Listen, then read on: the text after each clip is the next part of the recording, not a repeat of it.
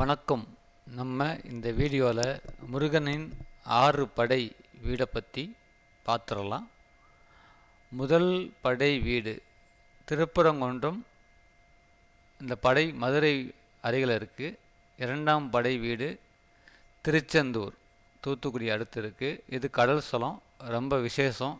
6 படைகளே பார்த்திங்கன்னா இது ஒரு வித்தியாசமான ஸ்தலம்னு சொல்லலாம். கடல் பரப்பில் இருக்குது. மூன்றாவது படை வீடு பழமுதிர்ச்சோலை, மதுரை அழகர் கோவிலுக்கு மேலே இருக்குது.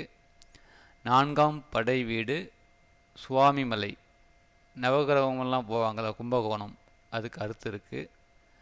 ஐந்தாம் படை வீடு திருத்தணி, சென்னைக்கு போகிற வழியில் இருக்குது. ஆறாம் படை வீடு பழனி, திண்டுக்கல் மாவட்டம் ஒட்டன்சத்திரத்தை அடுத்து பழனி. நன்றி.